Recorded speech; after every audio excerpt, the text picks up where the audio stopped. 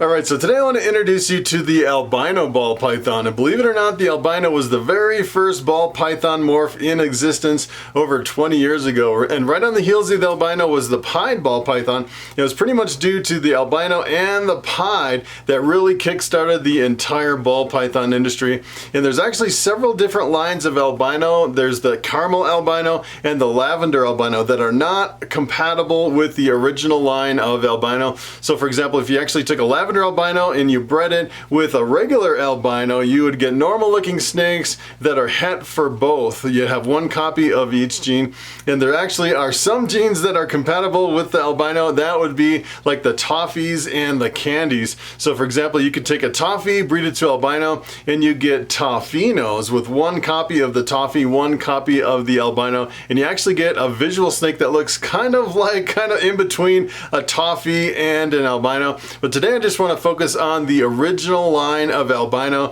and show you some of the possibilities that you can make mixing it in with other genes. So what I'm going to do is I'm going to jump over to the internet and I want to show you some of the limitations and the possibilities of the albino ball python. Alright, so I'm going to jump over here on morphmarket.com, and this is what an albino looks like. Probably one of the most impressive standalone morphs in all of ball pythons. And this is actually a recessive mutation, so you actually need two copies of the albino to make a visual. And essentially what the albino does is it strips away all the color and it leaves you with these really bright yellows and whites, really awesome snake. And all the albinos always have really bright red eyes, kind of an interesting characteristic of the albino. And probably, probably the number one thing that everyone thinks about when they get an albino is the albino pieds. And let me show you what a pied looks like. Pied is essentially what it is it has these big splotches of white all through the snake. And sometimes you can get a lot of white, sometimes you get just a little white, sometimes it's kind of variable with the pieds. Pied is also a recessive mutation. So trying to hit the albino pied's a little bit tricky. You'd actually have to breed an albino to a pied and you'd get all normal looking double hets. They'd have one copy of the pied, one copy of the albino. You breed them both together and I think the odds are like 1 in 16 or something like that you'd actually get the visual albino pied. And this is what it looks like. Kind of hard to hit, but it's a really impressive ball python. And as far as, ball pythons holding their price, ever since I started in ball pythons about 5 years ago, they've been holding their price really strong. And I'd say albino pieds are usually right around about $1,000 a pop. Really expensive and really in high demand, really super popular. As a matter of fact, if you come over here on Morphmarket and you start looking around at the albinos, I'd say almost half of them are albino pieds. Everybody's shooting for the albino pieds or buying them or selling them. It's a pretty awesome morph. Or you can actually find a lot of double het for albinos and pieds.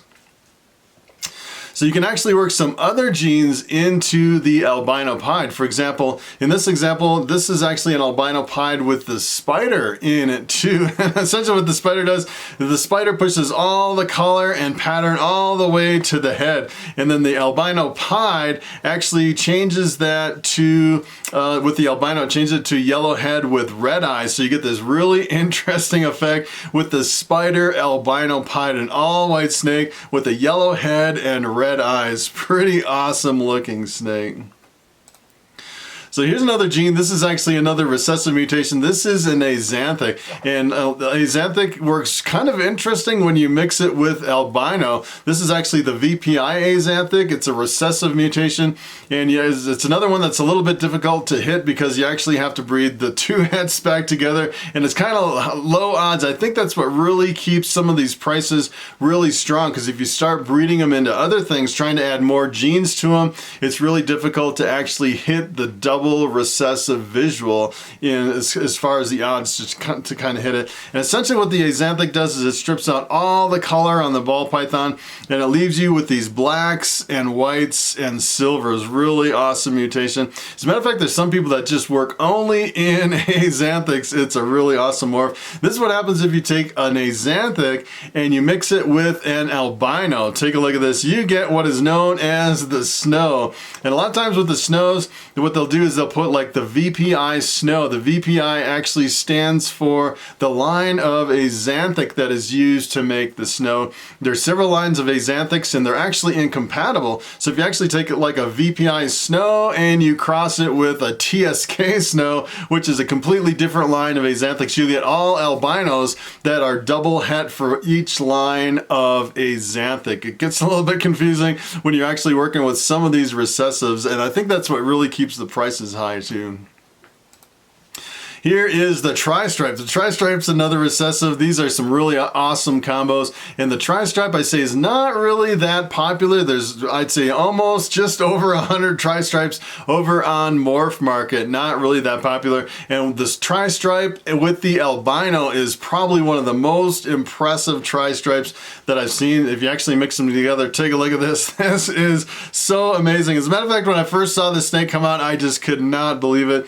And on this one, it's kind of interesting because it has these little splotches of black all through the snake. That is actually a paradox, which is not genetic. It's kind of a random anomaly, even though it looks kind of symmetrical all through the snake. If you actually took this and bred it to something else, more than likely, you actually couldn't reproduce these little spots of black on the snake. But it makes for a really awesome combo. And these albino Tri-Stripes, just because they're not that popular, are super expensive. Take a look at this one. This one actually sold for $5,750. Of course, this is back in 2017. Really awesome snake. So I kind of want to show you some of the limitations when it comes to the albino. If you start mixing it with other genes, a lot of times what you'll get is you'll get an albino with a slightly different pattern, not a lot of effect when you start mixing it with other genes. This is actually a clown, which is also another recessive. And when you actually mix it with the albino, take a look at this, you get an albino clown, and it looks almost like an albino, but the pattern on it is completely insane. Makes for a really crazy combo. As a matter of fact, I produced some triple hets this year that are albino, pied, and clown triple hets. Look completely normal, and when I start breeding those together in about 2 or 3 years, once the females mature, I'll be popping out snakes that look like this. This is really awesome.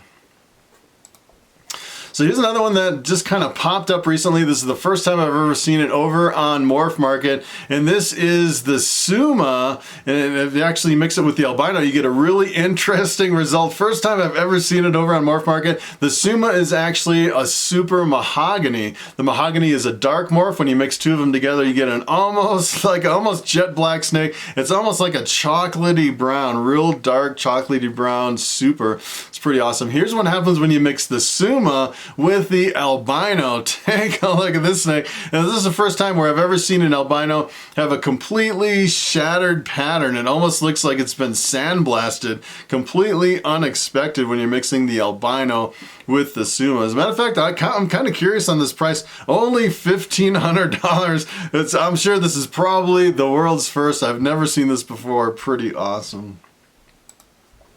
Here is the bamboo. The bamboo is co-dominant. As a matter of fact, this is actually a picture of Bobby that I always have around my neck in the videos. And if you actually take a bamboo and you work it into albino, take a look at this. This is what you get. You get an albino that is kind of browned out from the bamboo. Not really that impressive, although it's a really powerful breeder. So you can actually take this, breed it to something else. Half the offspring would come out bamboo, 100% het albino. Pretty awesome breeder. And it's kind of interesting, you mix a lot of genes with these, and sometimes it just kind of, the albino is such a visually dominant mutation that you mix it with a lot of genes and it just completely washes out a lot of the other genes.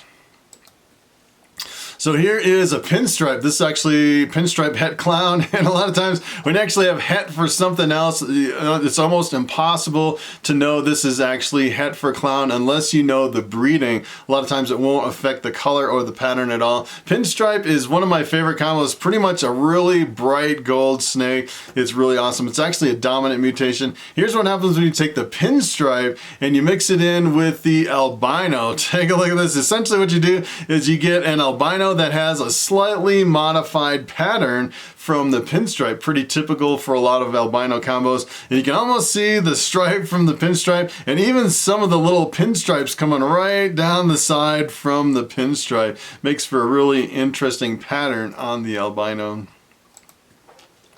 Here is a lesser. Lesser's in the blue-eyed leucistic. If you actually take two lessers and breed them together, 25% of the time you'll get an all-white snake with blue eyes. I actually have some lessers here in my collection, and every now and then I'll actually produce some blue-eyed leucistics. This is what happens if you work lesser into the albino. Take a look at this. Essentially, you get an albino with this crazy pattern. Take a look at the pattern on the snake. Makes for a really interesting combo. And it's kind of interesting with these albinos. Sometimes they're really bright and contrasty as they're young, and sometimes when they grow up they kind of lose some of the brightness and the contrast in some cases. But I've actually seen some adults in certain lines and certain combos of albinos that really keep a lot of the brightness and the contrast. Here's another one. This is the spider head clown. The spider is a really awesome mutation. As a standalone morph, I'd say it's one of the most striking. It's actually a dominant mutation. And keep in mind the difference between dominant and co-dominant in kind of ball python lingo is that there's always, if you're talking about dominant, we're talking about a snake that has a problem with the super. A lot of times you can't get a super if you're talking about a dominant mutation. And in the case of a spider, a lot of people say that if you breed two spiders together, it's actually a lethal mutation, so they consider it dominant instead of co-dominant with the super. Here's what happens when you take the spider and you work it into the albino. You get a spider albino, and again it looks just like an albino except it has this crazy spider pattern. And it's kind of interesting. In this case it almost looks like the pinstripe albino because it kind of has the same pattern and the same striping coming down the top of the snake. Some of these are really difficult to tell once you start working other genes in with albino.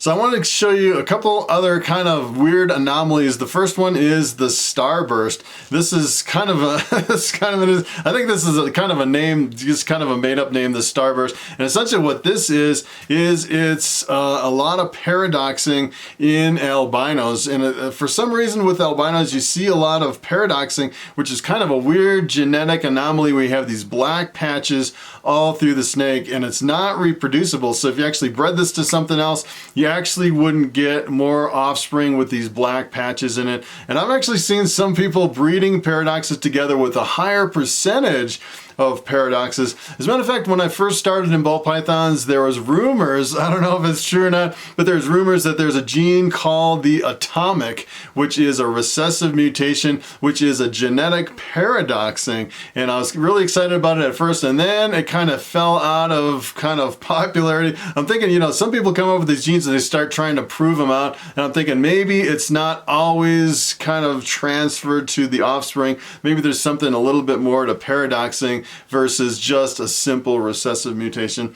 And in this one, it's kind of interesting if you look really close at the head on this one. I noticed this one is kind of split right down the middle, and that indicates to me that this is actually also not it's a paradox and also a chimera. A chimera is another genetic anomaly. We actually have two embryos that fuse together when they're super young, and they actually form one individual, but it's actually two different sets of DNA. One snake kind of forms half of the snake, and the other kind of snake forms the other half. So you actually have two individuals that are actually fused together. And a lot of times with chimeras, they're actually, in some cases, they're actually sterile. And if you actually bred this and it wasn't sterile, essentially what you get is you'd get the genetic material from either one side or the other side of the snake, and you wouldn't get the paradoxing. So if you actually bred this, you actually wouldn't get, sometimes the chimeras are kind of unpredictable because you don't know what's on the right half and you don't know what's on the left half. Sometimes you can have other genes in just half of the snake that you don't really see. It's kind of an interesting, really weird, kind of a weird genetic anomaly in this snake on several levels. Really interesting snake, and I can definitely tell you that you will never see another snake like this ever again. It's kind of those one-of-a-kind snakes that you'll never see again. And here's the last one I wanted to show you. This is actually the Scaleless head albino. And the Scaleless head is pretty new on the scene. There hasn't been a whole lot of completely scaleless ball pythons produced yet. And it came out not too long ago, and people were just kind of crazy over the whole scaleless phenomena in ball pythons.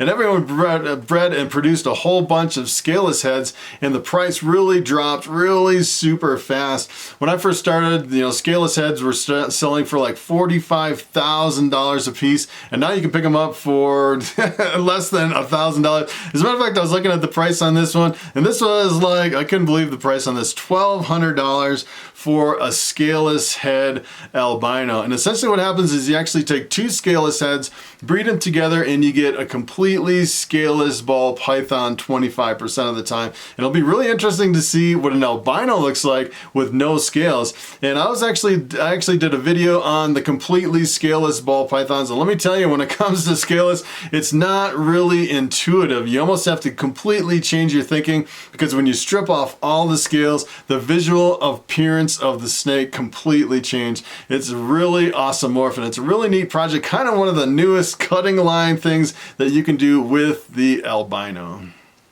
All right, so it is time for the question of the day. And John Lawrence asks, what is your favorite dominant, co-dominant, and recessive ball python genes? And that is a very good question. I'd say probably my favorite dominant would be the Pinstripe. The Pinstripe is a really super bright gold snake. It works really well with a lot of combos, and you can actually pick up Pinstripes usually for less than $100. So almost anybody could buy a Pinstripe.